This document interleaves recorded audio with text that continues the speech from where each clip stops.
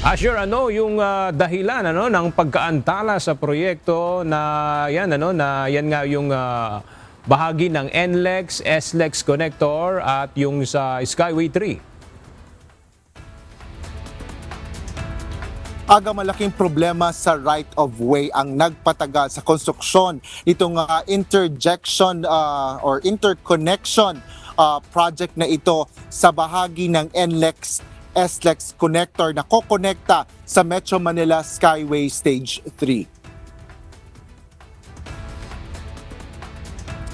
6 na taong nakatenga ang mahigit 1 kilometrong elevated lane na interconnection structure ng NLEX SLEX connector na kokonekta sa Skyway 3 sa bahagi ng Pandacan, Maynila. Ito ang inilahad ni Public Works Secretary Vince Dizon kasabay ng personal na pag-iinspeksyon dito sa proyekto kasama si Transport Secretary Giovanni Lopez at iba pa. Paliwanag ni Dizon, 2021 pa nagsimula ang proyekto na kayaan niyang tapusin lang ng 2 taon.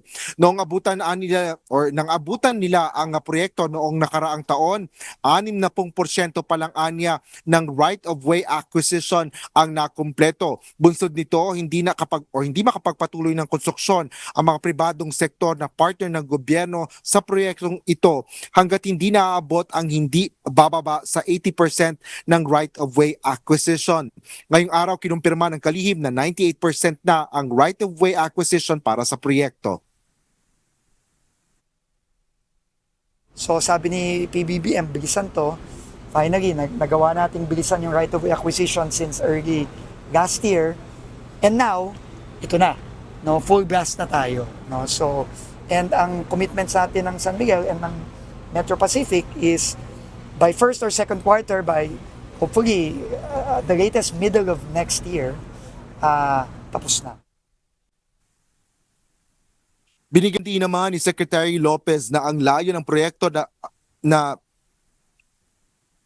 mapaikli ang biyahe sa pagitan ng South Luzon Expressway o SLEX at North Luzon Expressway o NLEX. Magsisilbi rin anyang alternatibong ruta ito para sa mga motorista na papunta sa port or papunta or galing sa port area at iba pang lugar sa Maynila, habang mababawasan rin ang mga dami ng mga sasakyan na dumadaan sa Skyway 3 lalo pa kapag rush hour na nakararanas na rin ng mga pagbagal ng trapiko.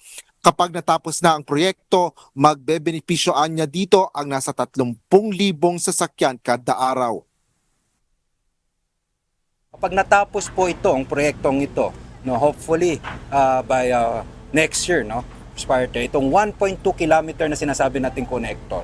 Kung tayo po ibabiyahe mula Buendia papuntang port area, kapag in an ordinary day, kapag medyo maswerte po kayo, abutin kayo ng 2 oras. Kapag natapos po ito, abutin lang po tayo ng 25 to 30 minutes. Ganun din po kapag bumiyahe tayo from Buendia, sa point of reference na lang po, papunta sa Carauhatan, Valenzuela.